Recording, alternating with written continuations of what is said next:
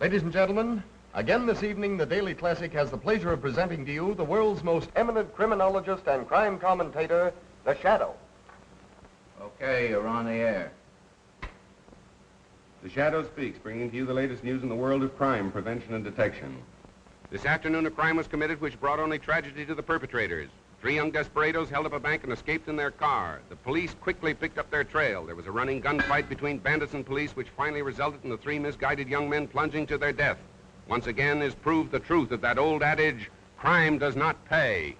Well, friends, we have a distinguished visitor in our midst, but the news won't make the society page. Honest John is back in town. Honest John is one of the last of our old-time safecrackers. So if your strong box blows up with a loud bang, don't think it's the 4th of July. It may be old John celebrating his release from what he probably calls the big house or stir. Let us hope that the Police Commissioner Weston, whom we hear never misses one of our broadcasts, will keep an eye on Honest John. Hi there, Commissioner. Memorandum to Detective Bureau. Check on Honest John. Yes, Commissioner. Ladies, here's a little incident which proves that silence is really golden. Last night, bandits entered George Ward's furniture store. Mrs. Ward was alone in the place. The good lady was so frightened she couldn't talk. At least, that's what the bandits... It's too bad something don't scare him so bad that he can't talk. There ought to be a law against guys like him shooting their mouth off within the city limits. But still, Mrs. Ward refused to say a word. At the point of a gun, they took from the cash register a dollar bill and 1 thin dime. The moment they'd gone, Mrs. Ward calmly removed a $100 bill from her mouth. Witnesses took the license number of the car, 3Y-41-37. I'll repeat that, 3Y-41-37. Did you make a note of that? Yes, sir, I did. Last night, young Michael Nolan took his pretty fiancée, Dorothy Walsh, for a drive along the scenic highway overlooking the city. With a bright lover's moon overhead, they stopped to enjoy the view and to romance. Today, police discovered their bodies in Nolan's car and are holding a transient named Miller for the murder. Well, you can't go in now, miss. The Shadow's on the air. Oh, but I'm Phoebe Lane. Sorry you couldn't get in there if you was Calamity Jane. But I'm working for the Shadow. Well, I'm the Shadow. Well, then just fade away, will you, please, lady? But I've got important news that must go on the air right away. I've got it all written down here. Look here.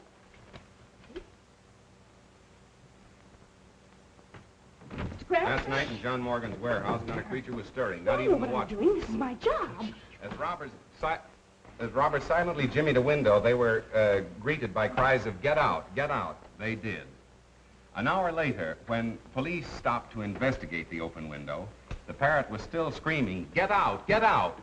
Ladies and gentlemen, there seems to be a slight disturbance in the studio.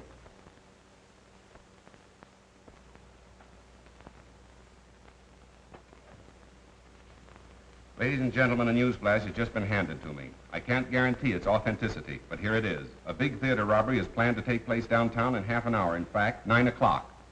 Read the Daily Classic for particulars, and now the Shadow bids you good night until tomorrow.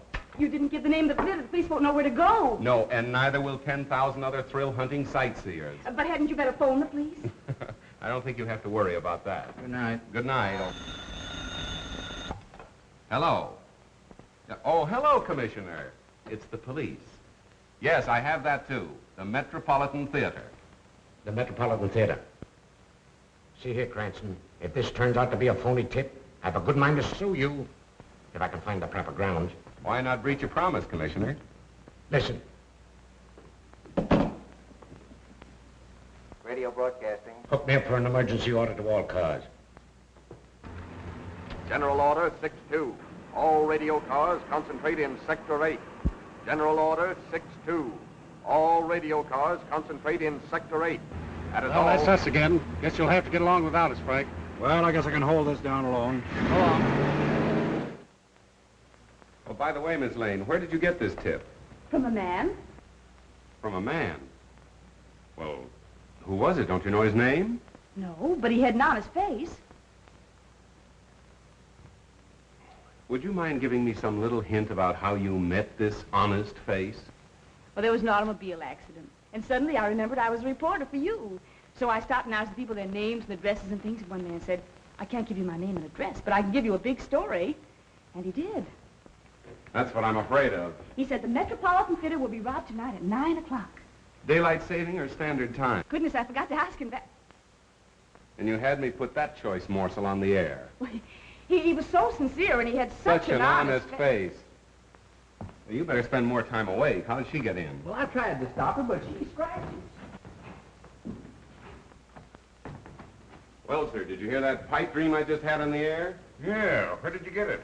A man told her. Told who? Phoebe Lane, the girl you wished on me, the honor student of college journalism. Say, will you get her out of my hair and put her back on the household page where she belongs? Not a chance, Cranston. She said she's all fed up with recipes and household hints. She wants to be a real reporter. Oh, I see. Romance and adventure stuff, huh? Well, Mr. Heath, is she running this newspaper, or are you, sir? Cranston, as long as she happens to be the owner's niece, I'm afraid she can pick any seat she wants for a ride. Oh, it's one of those, is it? Well, there's no law against our making the joyride a little, shall we say, bumpy for her, is there? Not that I know of. Thank you, sir.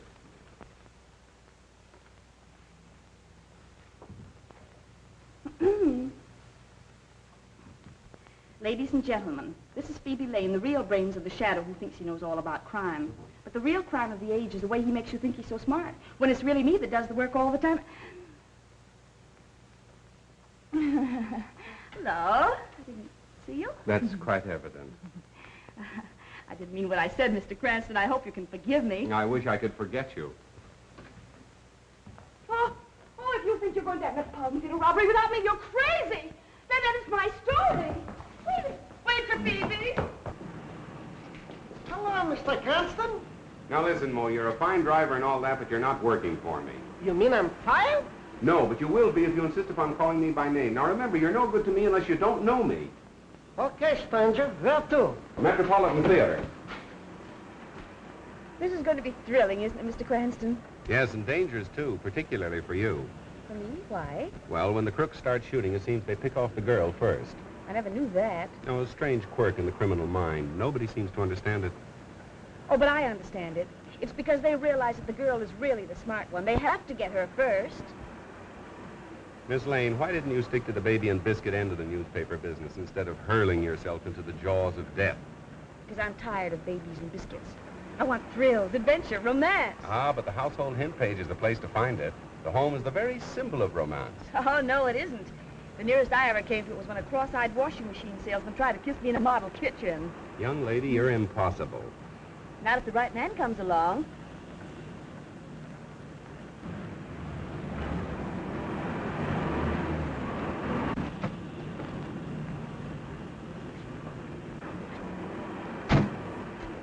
Hang around a while, Mo. Okay, stranger. Where are the police? Oh, don't worry about that. They'll be around. Oh, well, we've got to warn the theater right away. No, wait a minute. Let's do some window shopping first. Well, The boss of them all. Police Commissioner Weston in the flesh. And if this turns out to be a false alarm, he'll love me even less than he does now. oh, but I'm sure it isn't because he had such Such an honest face. Scram.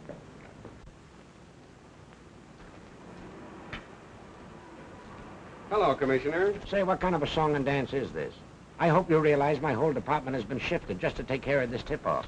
Maybe you'd rather have the theater robbed than let them chalk up another black mark against your record. Now, see here, we got crime down to the lowest level it's been in years. But the way you advertise it, people will think a crime wave is on. You might have twice as much to deal with if I didn't advertise the crime doesn't pay. I'm helping you. Well, I'd like to try running the department without your help, just as an experiment. It's 9 o'clock. Well, well, well. How time flies.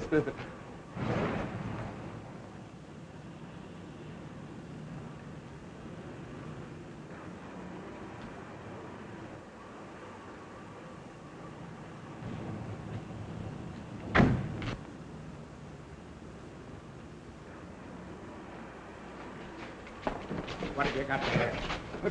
It's my violin.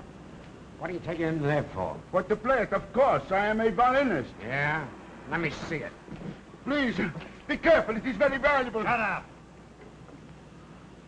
See? I no lie. I'm sorry. I owe you an apology. Take those off.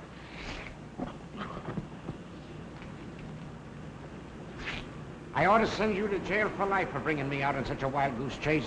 I didn't invite you. You crashed the party. Mr. Cranston, I consider you public nuisance number 1. Good. I like to be first in everything, Mr. Weston. I gotta phone the paper. Hello, Heath. Cranston speaking. That robbery tip was just a gag to get the radio cars off their regular runs. Yes, I got a hunch something big is gonna break elsewhere. Better hold page 1 in my column for remake. Oh, and have Burke stand by. Yeah, so long.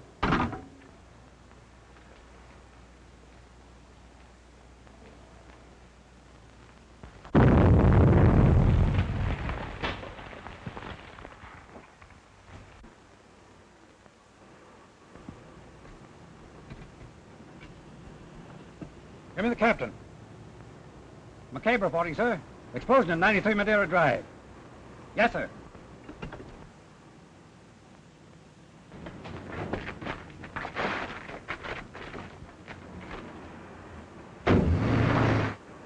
First you tell me to get all my cars down here to stop a robbery. Then you get me to rush them all back before there is a robbery. What kind of a merry-go robbery is this anyway? I know, but then there's... Calling all cars from District 9. Calling all cars from District 9. Explosion reported at 9-3 Madeira Drive. Explosion reported at 9-3 Madeira Drive. That is all. Oh, Mr. Cranston! Wait for Phoebe! Oh, taxi!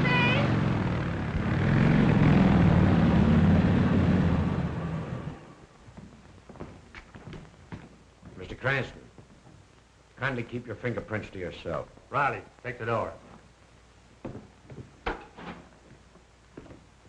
Have you searched the house? Yes, there's no one else here. What, no servants? Servants have a day off every week. Or haven't you heard? Well, in a house of this size, there's always someone on duty. When I want any information from you, I'll ask for it. That's fine. I've got to phone the paper anyway. Frank, is there a phone still working? In there. Thanks.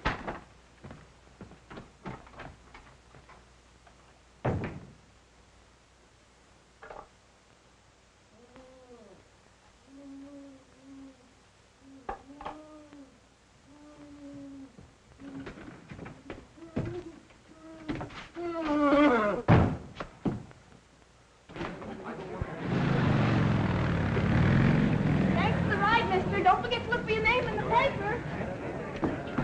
No one. Stand back, lady. Oh, but I'm a reporter. I'll show you my press card. No reporter. Oh, but officer, I've got to make good on this story. I've got a sick mother. Oh, yeah? Well, your mother's going to have a sick daughter if you don't scram out of here. How many of them were there? I really can't say, sir. Oh, come on. You must have some idea. Think back. I think there was only one, sir. I was grabbed from behind. Oh, I'm so shaky, I think I'd better go to bed. All right. Thank you.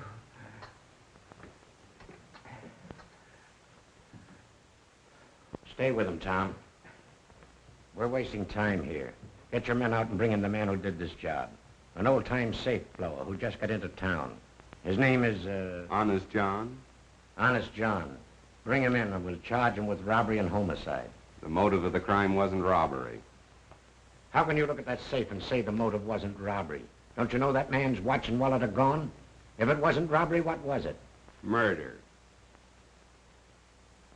If it was robbery, they'd have taken the bonds, wouldn't they? Marvelous powers of observation. Why do you use the word they, Mr. Cranston? Because one man couldn't have done all this between the departure of the radio car and the time of the explosion. As I recall, you gave the impression Honest John was a very fast workman. Right.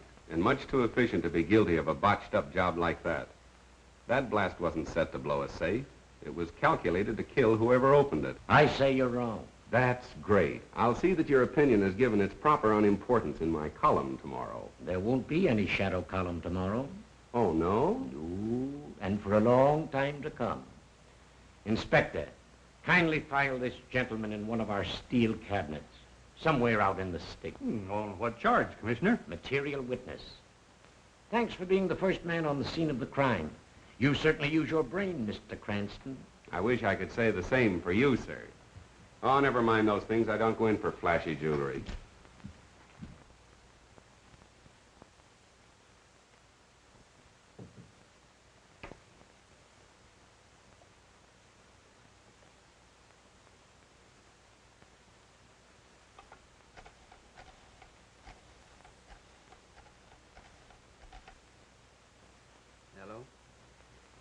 me the desk, sweetheart. Burke speaking. New lead off for Shadow column. He says Weston all wet with robbery theory on Morton case. Says it's murder using robbery as a cover-up. Honest John? Nah. He's just as innocent as a new laid cornerstone. Oh, yeah, say, Cranston's been pinched. Yeah, held as material witness. On the way now to some hick-town hoosgow. Oh, sure, right on my toes. Well, so long, pumpkin puss.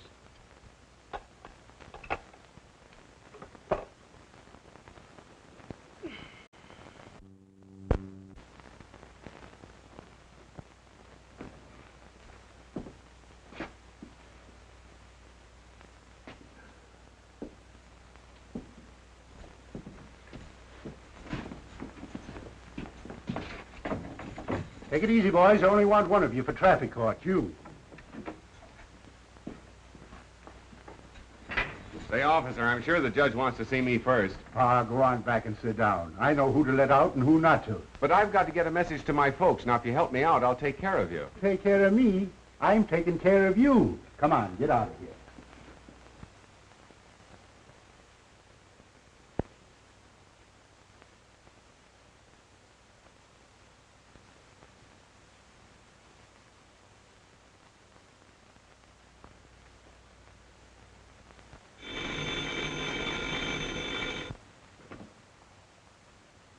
Hello, Heath.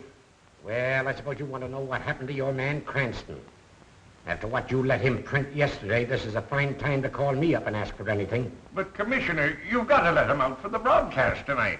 Why, thousands of people are waiting. To hear what else he has to say about the stupidness of the police department, huh? Well, let him wait. And furthermore, unless he changes his tune and lines up on our side, I'm going to cut off all police news from your paper. But the news is public property. You can't. Keep your men away from the records? Of course not. They can have the same access as other citizens. And I'd like to see you get out a newspaper on that. All right, Commissioner. Anything you say. But you've got to let the Shadow out in time for his broadcast tonight. We can't disappoint the public. Can't disappoint the public, huh? Well, we can't mislead them either. Goodbye. But we must have got cut off. Say, what are you in for? Nothing. You mean you've done nothing? Absolutely nothing. They're holding me without charge. Oh, well, now that son scrumptious. That's the greatest. I never heard such a thing in my life. They can't do that to you. Hey, jailer! Pardon me. Hey, jailer. Keep your shirt on. I'm taking you out right now. Me? I don't want to go out. I've got a right to stay here. This is the man who wants to go out. Listen, tell that to the judge, and he'll take care of your friend and you, too. Oh, don't you worry. Everything's coming out. Now, wait a minute. Don't handle me so rough. Oh, don't worry. Everything's coming out all right. Goodbye, old boy. I'll see you soon. I'll see you some more. Good luck. Have a good time. Now, just a minute. Wait. I'll just be listening. Everybody gets out but me.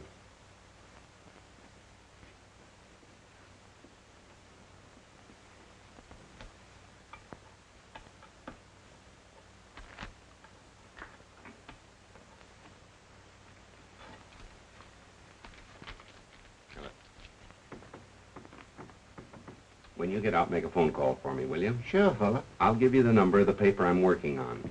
You call them. Come on, you. Yes, sir. I don't mean you, I mean you. Me? Yes, you. Yeah, your girlfriend's here with a habeas corpus, and that lets you out. Good luck, pal.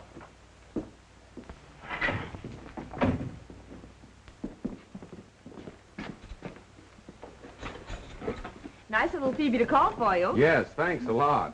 Don't thank me, thank Mo. How much was it this time, Mo? Is this a place to talk business? Don't worry, it'll be on your bill. Where to? The office. Okay, stranger. Well, where is Cranston? Well, he must be here. Well, he goes on the air in a few minutes. Well, where is he? You looking for me, sir? With millions of people about to tune in on your broadcast in a few minutes, I should worry where you are. You don't think I'd miss an opportunity to pay my respects to Commissioner Weston, do you? Now look here, Cranston. You've got to lay off Weston. I see. He's been sticking a knife in me with one hand and patting himself on the back with the other, and you fell for it. You're smart enough to report crime without deliberately antagonizing the entire police department. Well, I try to take care of myself.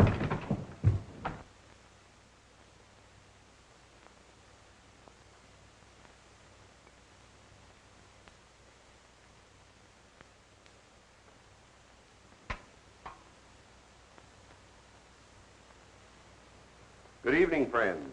Yes, it's your old Shadow Man, and after languishing in one of Commissioner Weston's small-town jugs, the Shadow is just a shadow of his former self.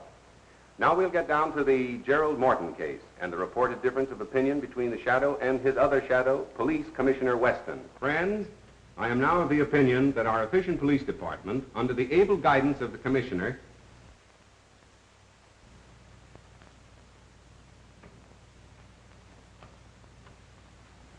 Ladies and gentlemen, an emergency has arisen in the studio, and we must pause briefly for station identification. You're listening to station EMOR of the Daily Classic. Our program will continue in just a moment. Well, John, what can I do for you? So you're the guy that reminded the cops I was in town. But I spoke of you in a very complimentary way. I said you were tops in your profession.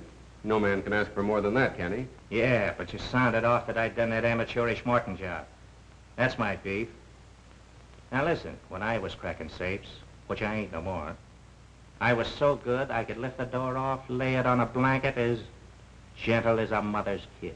I know that, my friend. I ain't no friend of yours. Now, you turned the heat on me and you're gonna turn it off, see? Now go ahead. Start talking. Tell them who really done that job. Go on. Right into that microscope. But I don't know. If you can't think of anybody else, tell them you done it.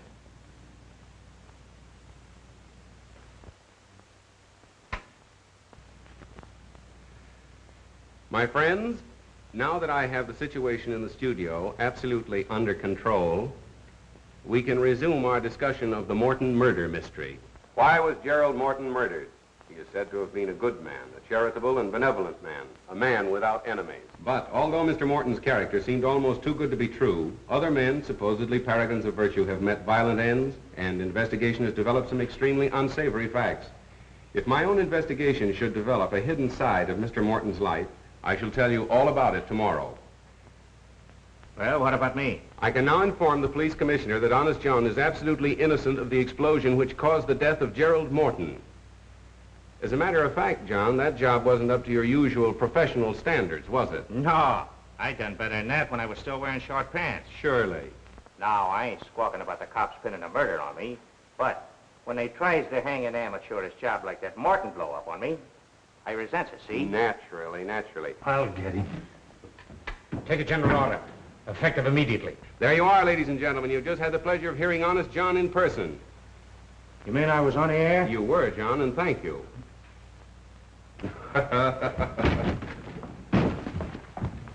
You dumb ox, why don't you look where you're going? Ladies and gentlemen, for the past 24 hours, the entire police force of this city have been trying to locate Honest John. Yet the Shadow has had no difficulty in bringing him to you on this program this evening. For further details, please read the classic. This is the Shadow saying goodbye until the same time tomorrow.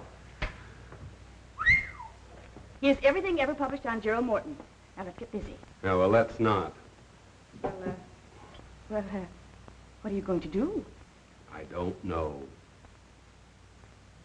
You mean you don't know? That's right. The Shadow doesn't know. Have one? I tried it once and it made me dizzy. Oh, so that's what caused it. Good night. Good night. This case is getting to be a bore. Why don't you hurry and make something happen? Miss Lane, when lightning is about to strike, one doesn't try to hurry it. Well, nice going, Cranston. You fixed things up just dandy. Now Weston is shut down on all police news, all fire news, and all hospital news. From now on, it's no news for us. Splendid. No news is good news, they say. And that Honest John gag. What is the idea of staging that stunt with a dumb stooge? Mr. Heath, that was no stooge. That was Honest John himself with a gun at my head. You mean the man that just went out? Miss Lane wants excitement, but doesn't know it when she bumps into it. I don't care if this does make me dizzy.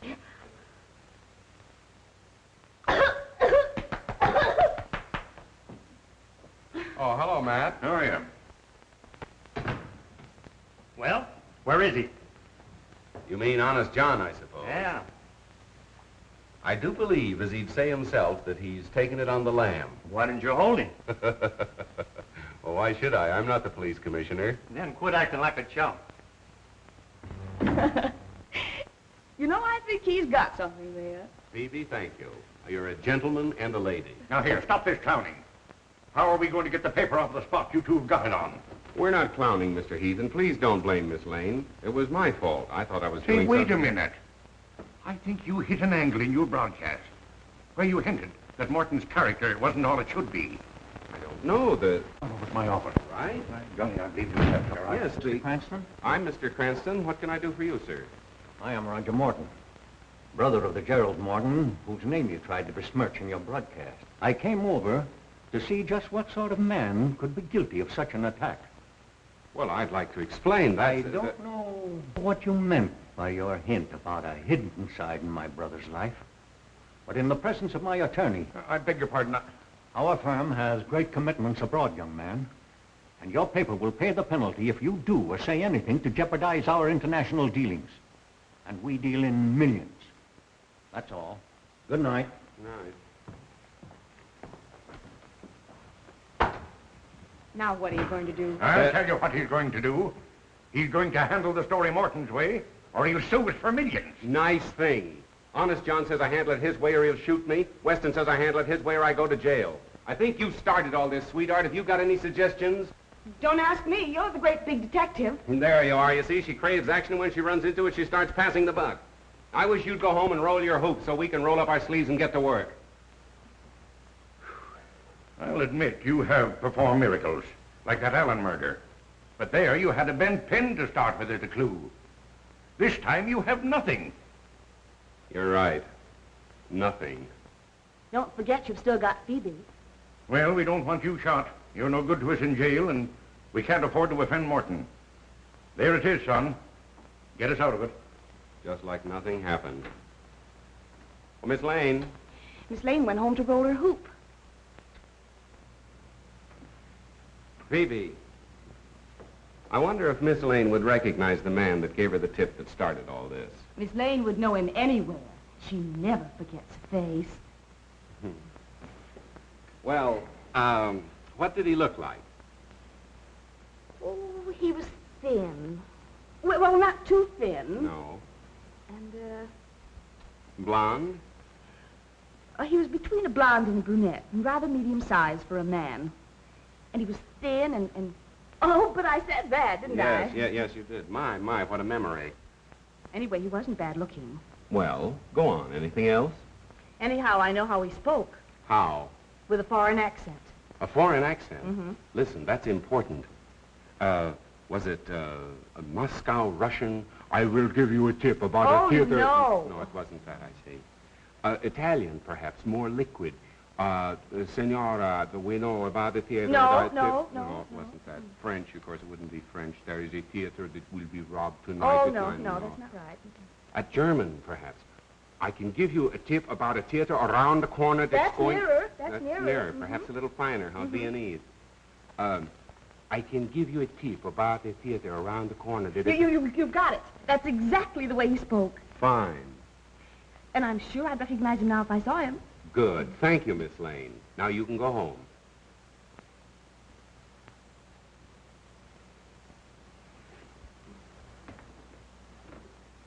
Oh, wait a minute. Let me finish before you go away mad. Go home, put on your nicest dinner dress, and I shall call for you between 9:30 and 10 o'clock. You mean I'm going to be wined and dined for remembering his accent? No, sweetheart. The idea is to find the man. I don't get it. When you want to find an American, you go where he works. When you want to find a foreigner, you go where he dines. My, but you're clever. Let me see now. Should I wear black or blue, or You'll should I wear black and blue if you don't hurry. Scram, sister.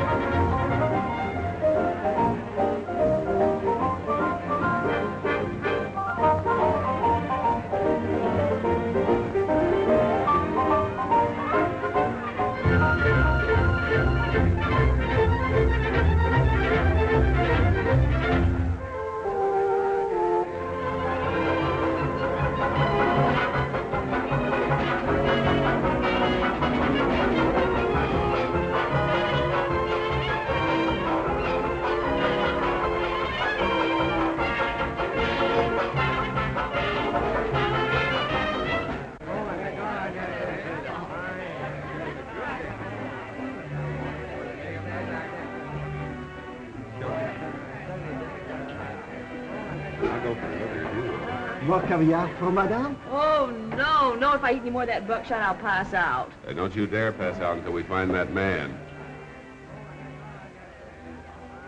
Buckshot? Oh, 1:30. I've looked at so many men that they all look alike, and I'm so tired. I thought you wanted to be a reporter. Now listen, you stick around until we find the man, then you can go home. Go home the very minute the fun begins? Not me. I'm not going to do all the hunting and then miss the shooting. Oh, now be reasonable, will you, Phoebe? You're the boss niece. I can't let anything happen to you. Why did I have to be born a relative? Why couldn't I have been born an orphan or something?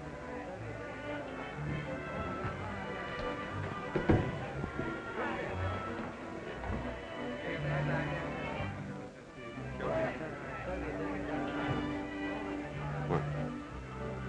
There he is. I thought you said he was good looking.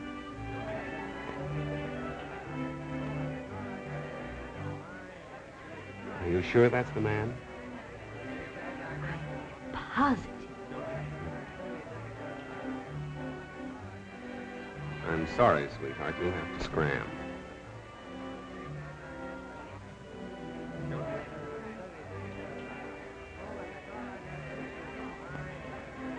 Oh, hello. Oh, I am sorry. I have made a mistake. You are not my old friend, Captain Litzman, as I thought. My mistake was a natural one. You know, I have not seen Litzman since we flew together in the war. I see you are an ace also. May I know the name? Mine is Stolsky, Baron Stolsky. I'm called Floto, and this is my friend Starkov. How do you do? I was told when I arrived in America recently that I could meet and make friends with many people of my own class. I am glad that is so. Waiter, gentlemen, what will we drink?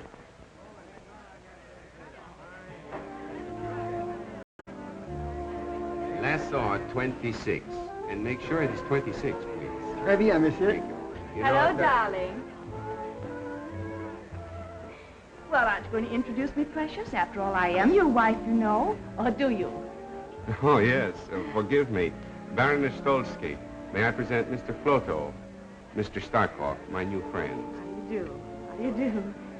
Thank you very much. For a recent arrival in America, as they say over here, you must be a fast worker to have married so charming a girl so soon. Well, it was a whirlwind courtship. We met on Wednesday, I proposed on Thursday, and well, we were married on the Statue of Liberty. You met her through her newspaper work? Newspaper work? Yes. You're a reporter for the Daily Classic, are you not? Why, no, there must be some mistake. Why, I'm just not clever enough to be a reporter, am I, darling? No, darling. Pardon my mistake. America is a land of women so beautiful. They all look alike. Sorry, monsieur, cannot serve you. The bar is closed. It's after closing hour. Oh, that's too bad. I had counted on talking over old times with you. But my apartment is never closed.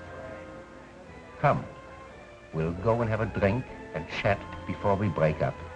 I'm afraid we cannot join you. You know, the Baroness never keeps late hours. Oh, but one evening won't matter, darling. We'd be delighted to go. Come on, dear.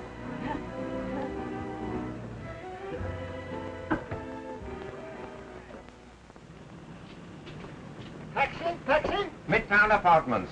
Oh, no. You see, it is a raining night. I'm sorry, and it's so late. I must take my wife home, I'm sure. But the Midtown Apartments are not far from here. Yes, darling, and I'd love to have another drink. Oh, Ow! You see, my wife gets these attacks, you know, when it's late and raining. I must take her home, but we will see you tomorrow for luncheon. Shall we say at the Hofbrau at 1? The Hofbrau, 1 o'clock punctually. Good. Yes. Where to? 12 Dutton Street. Okay, Splinter. Good night, gentlemen. Good night. Good night.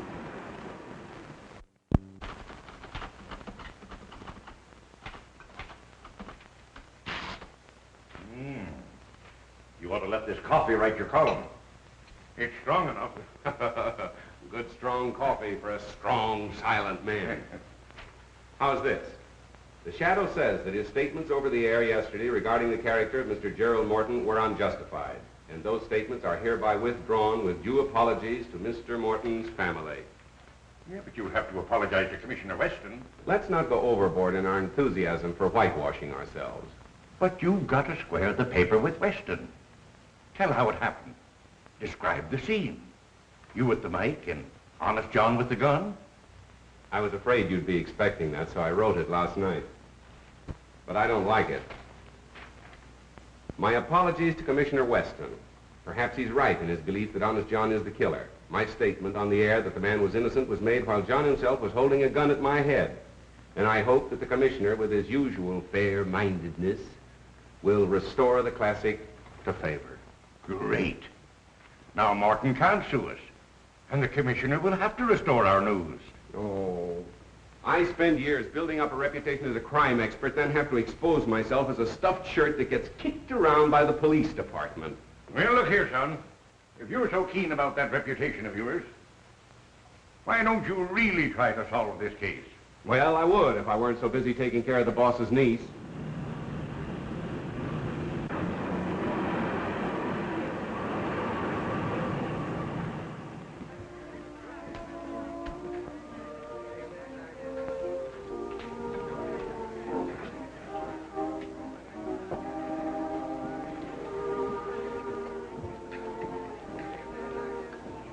Well, did you check?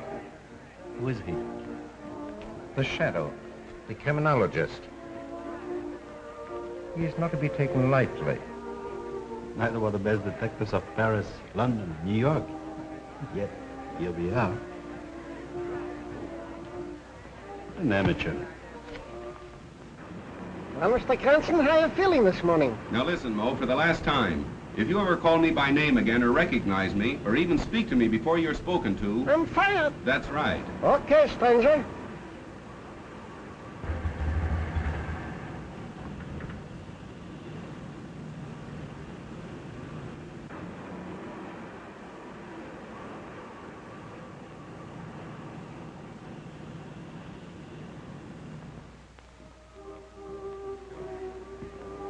I wonder where our friend Mr. Cranston is.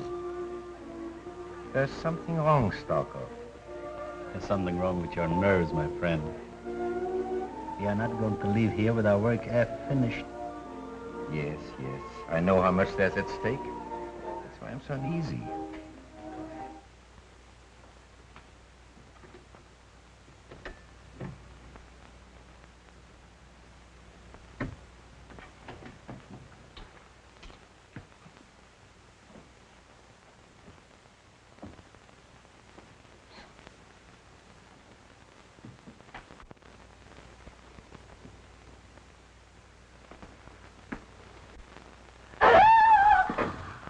That's right. Tell everybody we're here. Suppose Floto or Starkov would have been behind this door instead of me. Oh, but they couldn't be. They're both at the restaurant. And I thought you'd be there having lunch with them, too. Oh, and this would be a good time to do a little detecting. Uh-huh. Well, for once you had a good idea. Well, come on, let's get busy and look for the clue. So you've got a clue, have you? Why, yes, the watch and the wallet that were missing from the man's body. And where do you suggest we look for them? Well, my mother always used to hide things under the mattress, and... Oh, if we could only find a teapot, I'm sure it would be in there. Well, then all we have to do is find a teapot. Uh-huh, come on, let's get started. Telephone, Mr. Floto. Hello. We have waited long enough, Rudolph. Has our man come home from downtown? Not yet, sir. I understand he won't be home before late. He's to meet our countrymen here for a final conference tonight.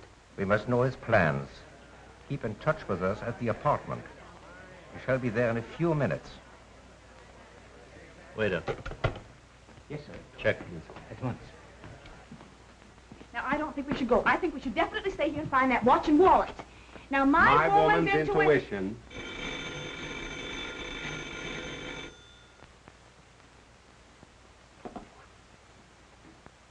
Hello? This is Floto. The master has just gotten home. Early in the afternoon will occur an opportunity when he is gone. No more. Someone is coming. I call you back. What's happened? Just a minute. Operator, can you trace that last call to this number, please? But it's important. Oh, I see. Thank you. Are they going to trace the call? Oh, they can't trace a call on a dial phone. What are we going to do now? Well, wait till he calls back. Till who calls back? The fellow I just talked with.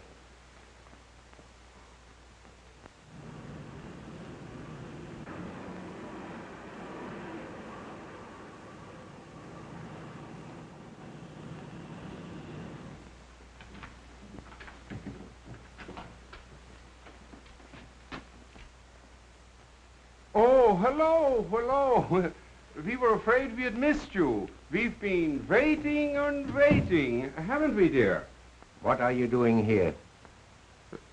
Well, we came for the luncheon. But the appointment was to have luncheon at the restaurant. Oh, how stupid of me.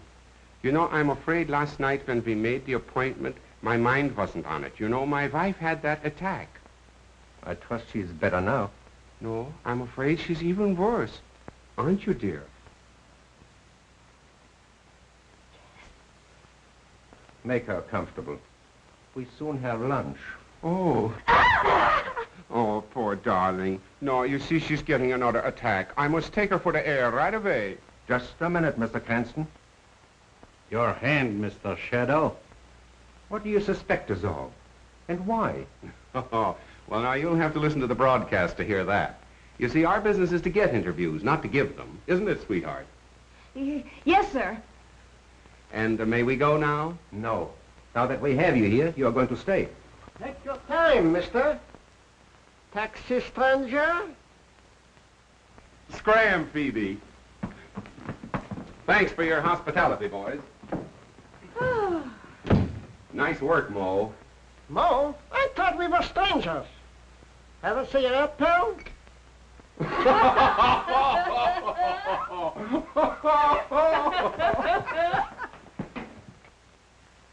He will not go to the police. What makes you think so? Because he prefers to work alone. Hello. What's that? That wasn't I. We were not at home then. That was Cranston. Repeat what you told him. It's Rudolph. He told Cranston his master would be at home this afternoon, and that an opportunity might occur to strike. That's indefinite. But incriminating. He must act at once, today. Tomorrow may be too late. Naturally, my woman's intuition told me that we should get out of there, but I was afraid to tell you because I thought you'd laugh at me. Well, thank goodness it's all over. There's nothing to worry about now. You take your woman's intuition and go to luncheon. Oh, trying to get rid of me. Well, I'm not going to go. I'm not going to miss any more fun. Well, I've got some work to do. Now, you run along, please. All right. It's a good girl.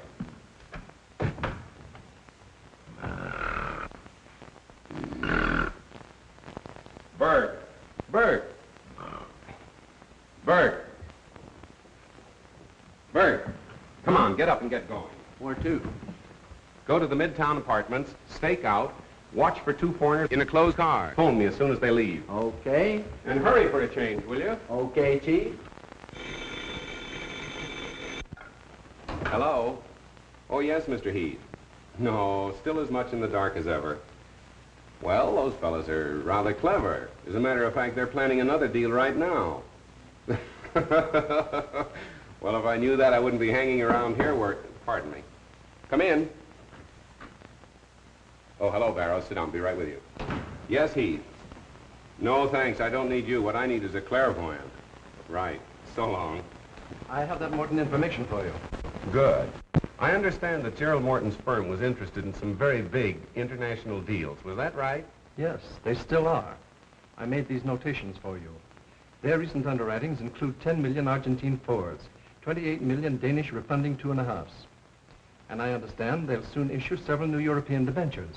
Well, what about them? That might be a good investment for me. Certainly. However, these new bonds that Morton & Morton are about to offer seem to me to be highly speculative. But if the 50 million is spent to build up the army as intended, the exiled aristocrats will never succeed with their threatened revolution. Good. That's what I wanted to find out. Oh, pardon me. Miss Lane, do you know Mr. Barrows, our financial editor? How do you do? How do you do? What's this all about? At a time like this, you're talking about investments. I'll be with you in a minute. Editorial. Editorial. Cranston speaking. Whole shadow column for remake. Right. I brought you some lunch. I was in such a hurry, I dropped your bottle of beer, but we can share mine. A good assistant would never let her boss go hungry. Oh, thank you, Miss Lane. And now will you phone the commissioner and tell him I'll call him back later? What's his number? You'll find it in the book.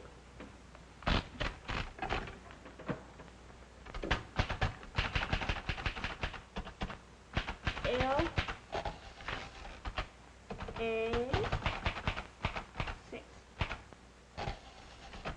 7 2 4 9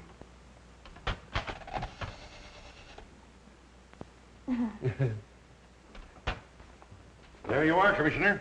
First edition on the streets now, with a full explanation apology by the Shadow. The apology could have been stronger. I hope this paves the way for renewing friendly relations. I'm no enemy of the Shadow. I always give him credit for being somewhat clever, but he should remember he's only an amateur. After all, we're professionals. That's right, Commissioner. And I hope that you'll restore the Daily Classic to good standing with the department right away. Of course I will. Take a general order. Cigar, Commissioner? No, thanks. Wait till you get a load of this, Phoebe. The Morton case will break wide open tonight, and it'll be a big surprise to the police. Pardon me. Under the misguidance of Commissioner Weston, the department has wasted 24 hours searching for the wrong man, with the right men under their noses all the time. But won't that make the commissioner furious? Pardon me. You would get hard-boiled eggs.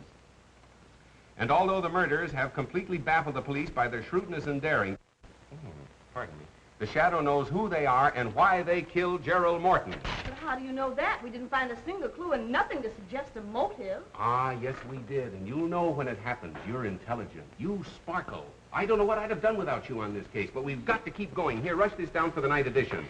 Yes, sir. Well, hurry. Pardon me.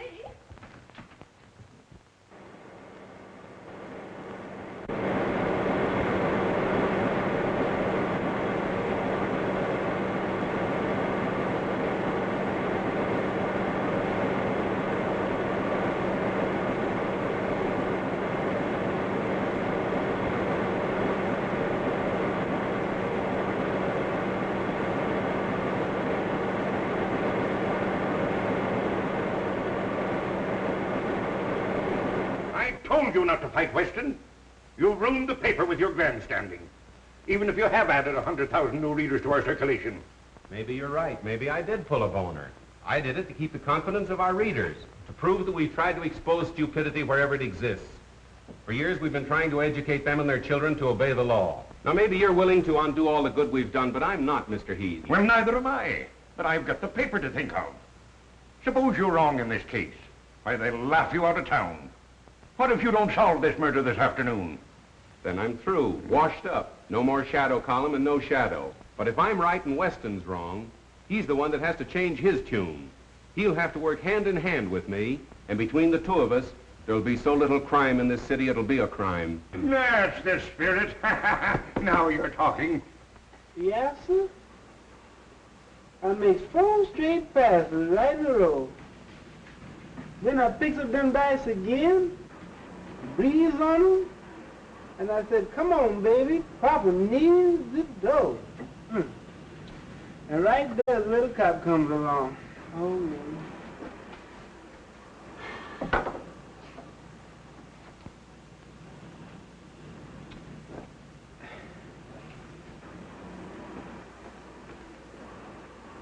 Well, how's that, boss?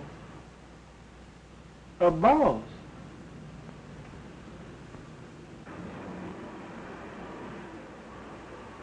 Shine him again, will you, boy?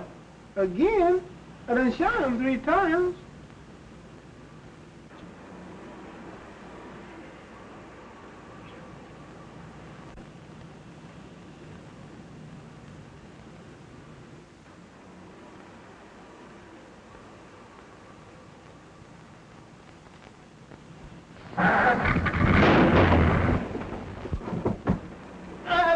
there, boss. You better put that thing away. You're going to kill somebody.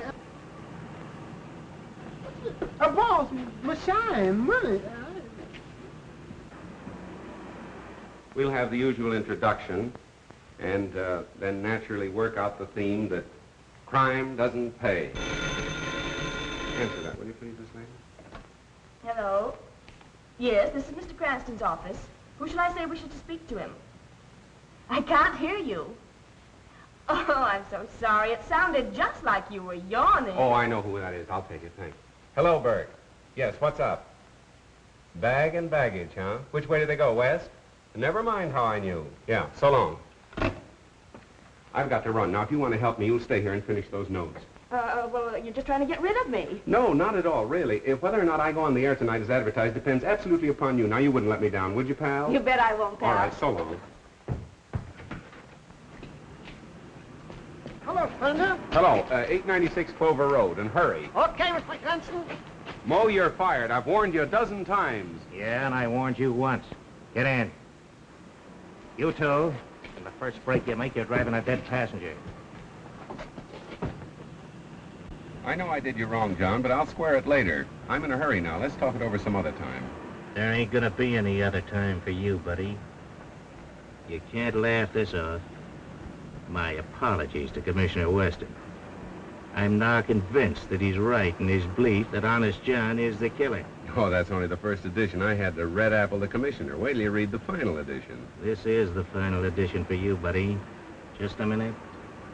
Another move like that, and I'm gonna let you have it right here. I was only reaching for a cigarette. You got a cigarette, driver? I got you covered now, pal.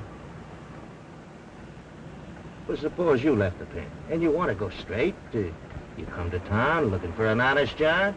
What do you get? A bum murder rap hung on you. You really want to go straight, John?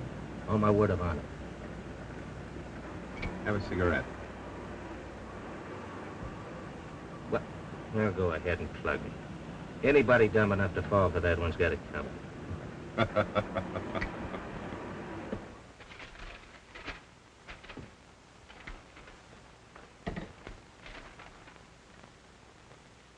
Am I on the air? Thank you. Ladies and gentlemen, this is Miss Phoebe Lane, the Shadow. If Police Commissioner Weston is listening in, I should like him to know that the Shadow and I think he's the world prize sap, and we intend to leave no stone unturned. The Shadow knows who killed Gerald Morton and why. We'll be on the air at 8 p.m. this evening as usual. Well, we'll see about that. Matthews, what's the law covering withholding of evidence from the police? Section 164, Revised Criminal Code, sir. Get out a warrant for Cranston and pick him up at once. Yes, sir. And now, ladies and gentlemen, I'll give you my own story of how I helped the Shadow to solve the Gerald Morton murder mystery. In the first place, Commissioner Weston and his very dumb stooge, Detective Inspector Matthews, were off on a false scent, as usual, and... Keep right on, sister. You were going great. Oh, I'm so sorry. You frightened me so I didn't know what I was saying, and I never know what I'm saying when I'm frightened. Do you want to see Mr. Cranston? Yeah, just to say hello. You're not going to arrest him again. Oh, no. Cranston and I are old personal friends. Oh, then I can tell you where he is. He's out in the Morton case. Ah, Morton.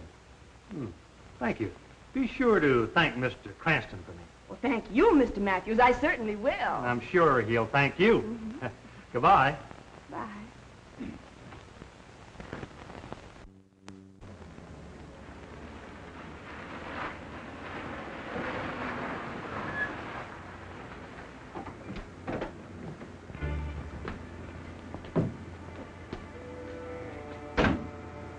Remember your instructions, Stefan.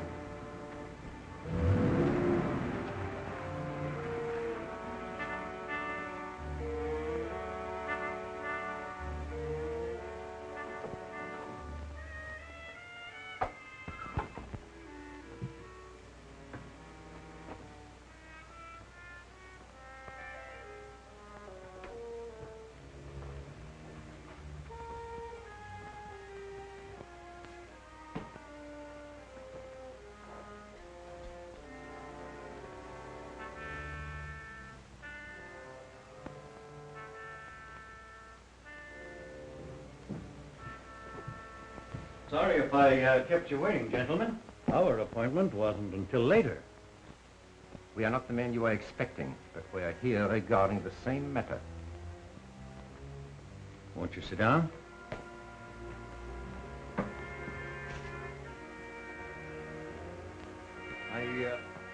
Really, there's no need of that. The business is out of the confidential stage, and the deal is about to be concluded. The deal will never be concluded.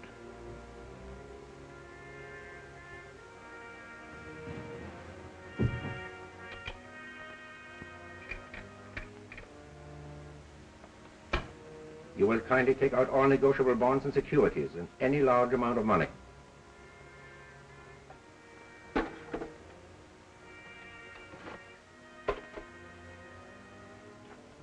This is all I have of value here. Mrs. Morton's jewels and the bulk of my holdings are in the bank vault downtown. And if you want to... This is not a robbery, Mr. Morton. This is a matter of international diplomacy. These bonds represent much money, do they not? $100,000 or more. I don't see what ends you can gain by killing me.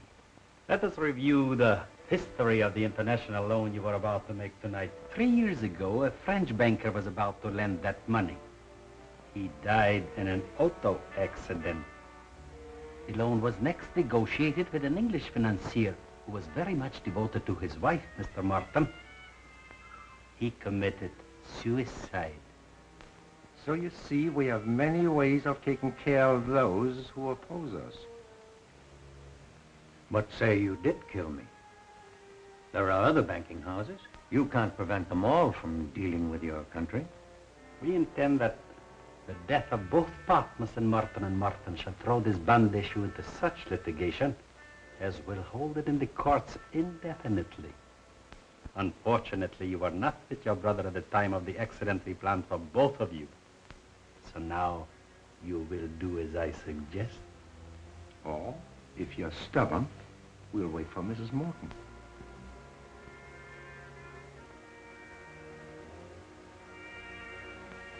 What do you want me to write?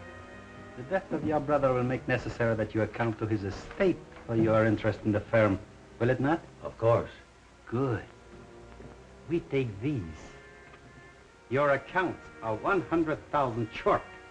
You are faced with exposure as a faithless partner, as a thief of your brother's money. You understand? Now you know what to write, Mr. Morton.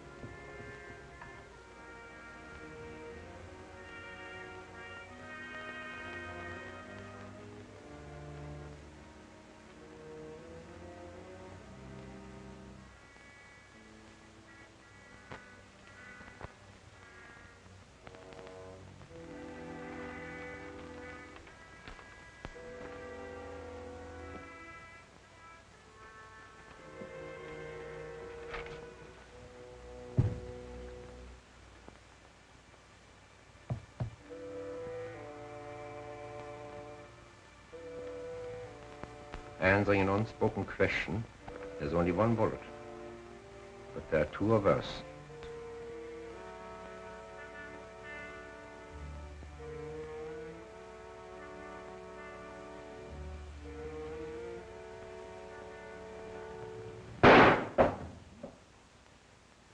Good shot, John. Are you surprised to see me? You won't need this now, Mr. Morton. Oh, Lodo, I thought you were clever. Even a small-town constable could spot that concealed weapon. You better let me take care of that, Mr. Morton. Watch him, John.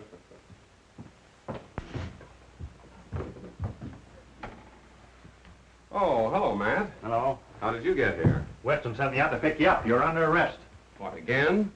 What's the charge this time? Withholding evidence in the Morton case. As usual, the commissioner's late. Hey, you!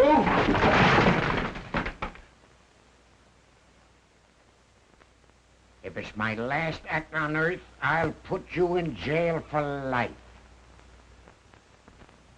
Okay, you're on the air. The Shadow speaks, announcing that the Morton case has at last been solved and the murderers are now in the custody of our able police. This has been one of the most baffling cases in the Shadow's experience, a case without a clue. Murder is too clever to be caught by ordinary methods, and had it not been for the able cooperation of the police department, the case would still be unsolved. I have already handed Commissioner Weston a bouquet today. But now I wish to do so publicly, and to compliment him for his shrewdness in causing the killer to think he and his men were following a false clue. As a result, the murderer and his accomplices were later taken in the act of attempting the life of Mr. Roger Morton. For the complete story, read the Daily Classic. And now, my friends, I'm going to ask Miss Lane, the lovely young lady who assisted in the solution of this crime, to tell her own story. Ladies and gentlemen, I give you Miss Phoebe Lane.